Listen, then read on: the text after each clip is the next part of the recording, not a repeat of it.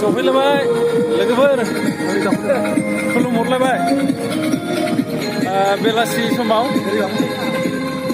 खोला जिंथारजों नङालै गया बोरो औ थारमाने जोङो फार्स्ट क्लास माबायाव VIP आव थानानै नायनो मोनो नालाय नाथाय जोंना सासे नायनो थाला दिनै VIP आव थायानो एकदम नैबे माबायावसो लांदांनिफ्रायसो नायथारगोन दे बेनिखायनो लांदांआव फैफाबाय जों एकदम नांथारगोन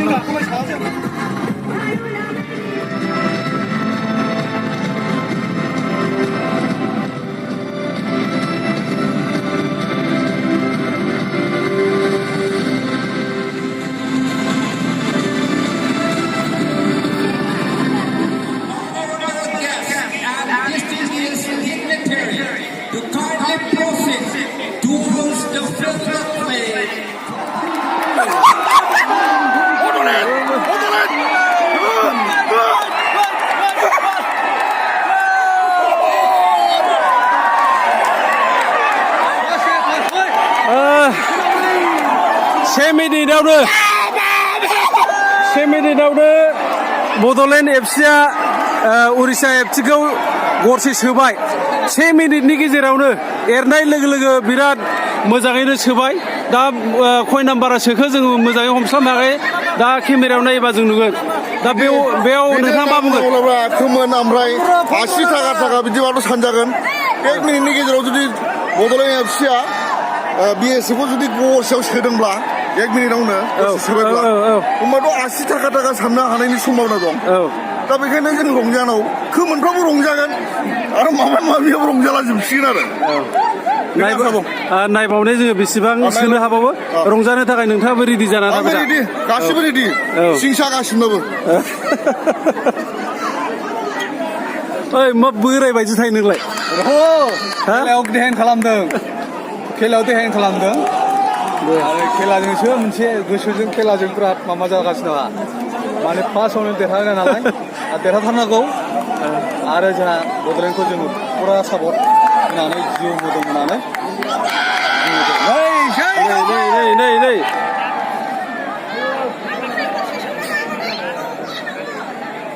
माबाया जोंब्लाया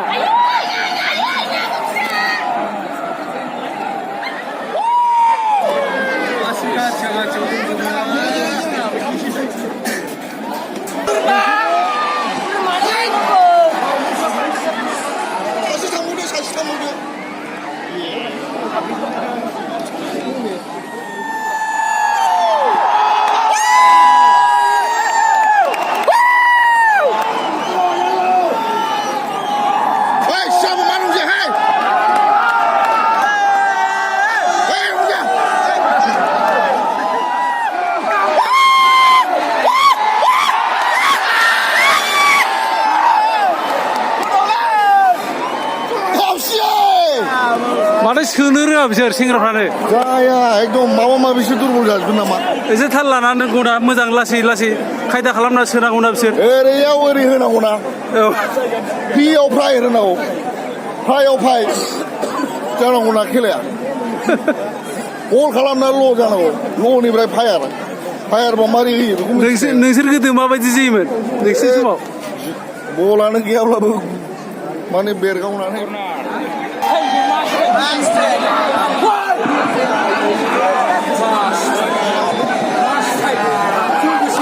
किपारनो होनोनो नाङा किपारनो बेक पास हरनोनो नाङा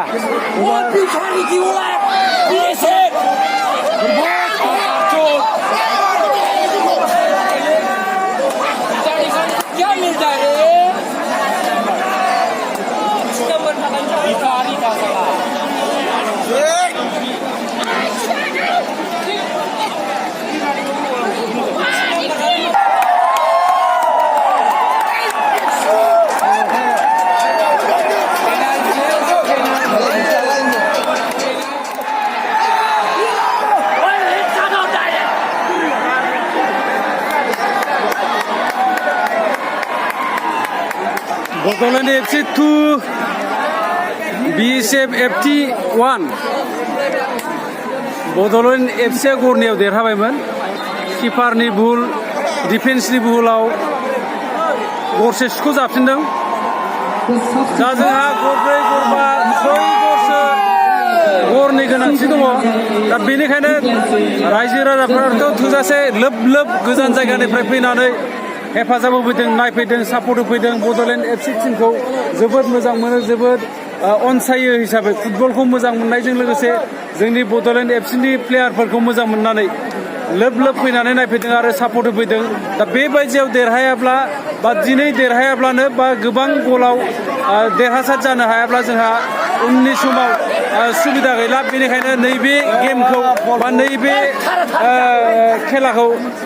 जेरैबाबो देरहासार होनायनि हेफाजाबजों बा मददजों बा आसाजों जोंनि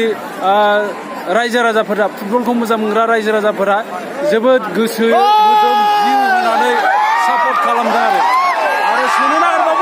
नागिरबावबाय खय नाम्बार बेलाय खय नाम्बार जार्सिया खय नाम्बार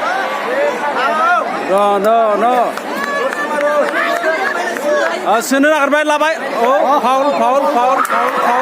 फाउल मोनबावबाय एसे गोजान जाबाय नैबे साहा जोबथारनायावसो नायफैबाय जोंबो इन्टारेस्ट मोननानै बेजों मोसाग्राफोर सिख्लासाफोर ओमफ्राय माखासे बुरि बुरि हान्जानि मोसाग्राफोर बिथांमोना नालाय एसे मोजां मोननानै जोङो जोबथारनायावसो नायफैबाय आरो हाबनोसै जोसनबाय फाउल बल मोनबाय जोसनबाय किपारा हमबाय बिएसएफ एफटिनि किपारा खुबैहरबाय गावनि गोलाव लावग'गौ आखाइजों आइफन नङालै जेबो गैया बिदिनो खालामलाबायो जों बोरायालाय मा आइफन लानांगौ बोराया आइफन गैया नाङालै खारफानो हायो फैखागोनलै लाबाय गोसोमामोन बिएसएफ एफटिआ दाख्लै नर्थ इस्टजों गरबाना 6 गर जाखाबाय किपारा जोबाय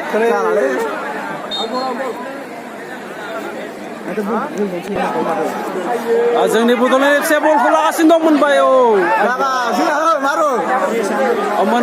मोनबाय जार्सि नाम्बार 9 जार्सि नाम्बार 8 जार्सि नाम्बार 8 हासोबाय डाइरेक्ट गलाव होगोन डाइरेक्ट गलाव होदो डाइरेक्ट गलाव होबाय होनोसै सुबिदा लागासिनो दं होबाय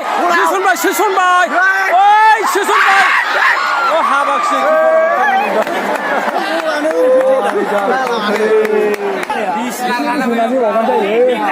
खेलाया मोननैबो हान्जानि गेजेराव गोख्रोङैनो सोलिगासिनो दङ फारफ्रोमजोंबो जोंनि फुटबलखौ मोजां मोनग्रा बड'लेण्डनि माखासे रायजो राजा अडियेन्स बिथांमोना जेरैबो हसिख्रावनाय जोंनि बड'लेण्डनि फुटबल टिमखौ बा प्लेयारफोरखौ मोजां मोननानै बिथांमोना जोबोद सापर्टजों रंजा खुसियै नायनानै बिराद खुसिजों नायगासिनो दं नै बल मोनबाय गोजाया मोनफिनबाय मोनबाय जार्सि नाम्बार 11 पास हरबाय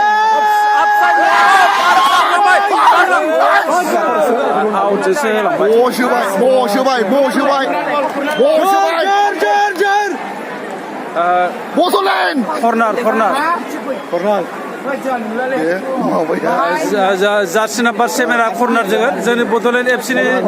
बिथां जार्सि नाम्बार 7 बिथाङा कर्नार जोगासिनो दं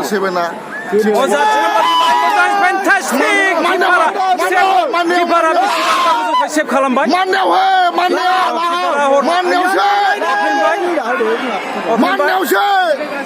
बलखौ मोनफिनबावबाय जार्सि नाम्बार 11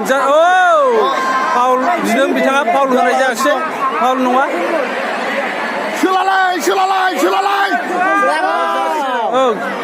बिएसएफ एफटिआ बल लागासिनो दं जार्सि नाम्बार 2 लागासिनो दं मिस पास जाबाय जार्सि नाम्बार 21 बिएसएफ एफटि आरो मोनबावबाय गोजाननिफ्राय सुबिदा लाबाय मोनबाय बल लाबाय जोसननो सेस्था खालामगासिनो दङ आसि जोसनबाय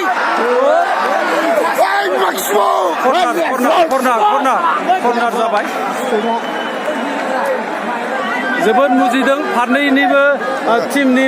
गेलेगिरि बिथांमोना जोबोद गोसो होलायदों बिथांमोना BSFFT बिथांमोना अननानै हगारोब्ला बा सिङाव जोङो माखासे सिङाव सावरायखानाय दङब्ला हगारनोबो हागौमोन खोमा जों बड'लेण्डआ सुबिदा मोनहैगौमोन बै माबायाव थांनो आरो गरसे थेब्ला बेसोर माबाफोरना दा बेखौ जोङो सिगाङाव सावरायखानो नांगौमोन दा सिगाङाव बेफोरबायदि माखासे सुबिदा थायाखिसै नालाय नुखायोलै बयबो ओरै थां दे लामायैनो दंखायोलै फैलाय थांजायो जोंनि उनजों मानसि गैया जेबो नङा सोलालायनाय जालायनाय गासिबो जार्सि नाम्बार 11आ जोंहा कर्नार जोगासिनो दं जोनो लाबाय जार्सि नाम्बार 7 बिथाङा कर्नारखौ मोजाङै जोयो सिगांनिफ्रायनो बिथाङा रेकर्ड दङ नोंथांमोना सिगांनि रेकर्डखौ नायनोब्ला रिप्ले खालामनानै नायनो हागोन जार्सि नाम्बार 7आ पास होबाय माद्रास होबाय जार्सि नाम्बार 2 नो होबाय डाइरेक्ट सिदा गल सोहरबाय किपारा बुखारबाय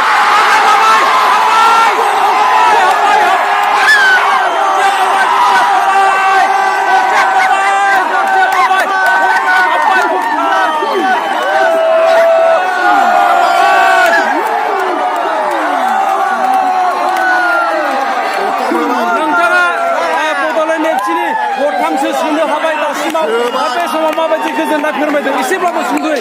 आंना बै माबा माबियाबो रंजाजोब्बाय नै थानो हाला आरो गरनैसो सोबावनांगौ बेखायनो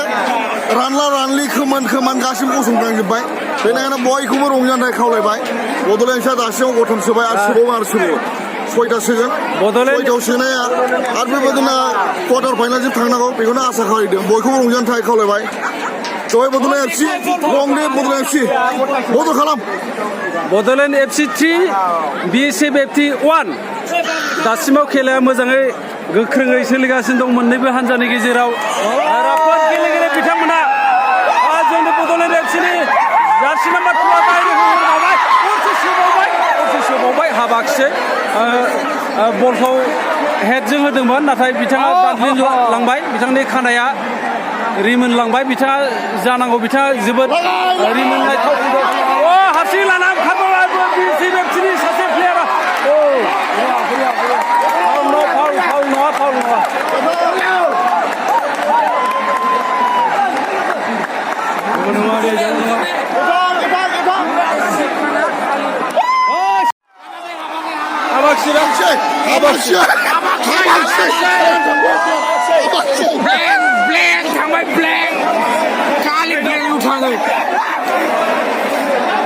देखायग्रानि खिथेरलै बियो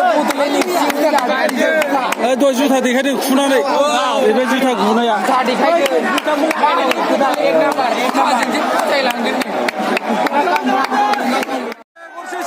गरसे सोबावबाय बड'लेण्ड FC गरसे सोबावबाय गरसे सोनो हाबावबाय गासै ब्रै गल जाबाय 4 गल दा 4 गल सोनानै जोंनि बड'लेण्ड FCनि फंबाय बिनानावमोन बिथांमोना गोगोम रंजाबाय बड'लेण्ड FCआ गरब्रै सोनो हाबाय आरो BSFFTआ 3 गल 3 गलाव सोनो हाबाय साफ्रोमबो जोंनि फुटबलखौ मोजां मोनग्रा फंबाय बिनानावमोनहा रायजो राजा बिथांमोना जोबोद नायनो खुसि जादों दा नोंथांमोना फंबायमोनहा बड'लेण्ड FCआ दासिमाव गरब्रै सोबाय आरो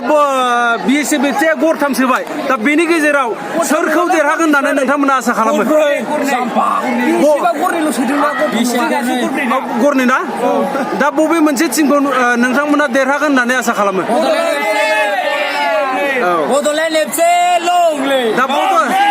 बड'लेण्ड FCखौ गरसे सोगोन होननानै सानो मादैया बड'लेण्ड FC दा जोंनि साफ्रोमबो नायगिरि जोंनि साफ्रोमबो फंबाय बिनानाव आदै मादै आदा बाजै गासैबो बिथांमोना जोंनि बड'लेण्ड FCखौ मोजां मोनो सापर्ट होयो थिग बेबायदिनो जोंनि बड'लेण्ड FCआ 4 गल आरो BSFFTआ 2 गलाव सोनो हाबाय दा जोङो सेस्था खालामगासिनो दङ प्लेयारफोरा बेसेबां स्ट्रं बेसेबां गोहोगोरा जोङो सापर्ट होगासिनो दङ नायग्रा बा जोंनि अडियेन्स बिथांमोना सापर्ट होगासिनो दङ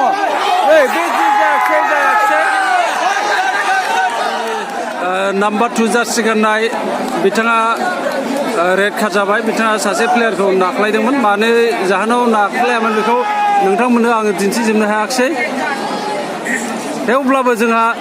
दा 9 जन प्लेयारफोर गोहोगोरा प्लेयार बिथांमोना दंबावो बिथांमोना सेस्था खालामगासिनो दङ आरो सेस्था खालामनायनि गेजेरजों जोङो दा 4 गर आरो 2 गर डिफारेन्सआव जोङो आवगायनानै दङ दा समा 74 थांबाय 75खौ लादो हायालाय जेसुन ना माबायदि सोंबावनांगौ बलखौ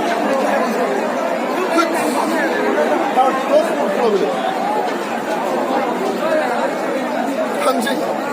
दिनै बारा आसा खालामाखै क्वार्टार फाइनाल गेलेनो खेबानि ओरैनोथ' देरहाबाय BSFCखौ फेजेननो हाबाय होमब्लाबो जोंहा स्कर हिसाबै गोबां नांगौमोन दा स्कर हिसाबै जोङो नांगौखिनि स्करखौ मोननो हायाखिसै दा जोङो देरहायोब्लाबो उनाव क्वार्टार फाइनालाव जोङो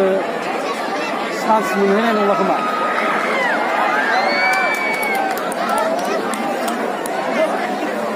होमबा लोगो नोंथांमोन जोङो भिडिअखौ गोबाव खालामला आंना मबाइल बेटारियाबो जोबनोसै नोंथांमोना बेबायदिनो उननि समावबो सापर्ट होलांबाय था नायलांबाय था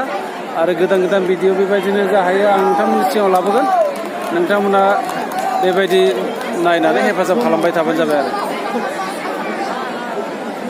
होमबा गोजोनथोंसै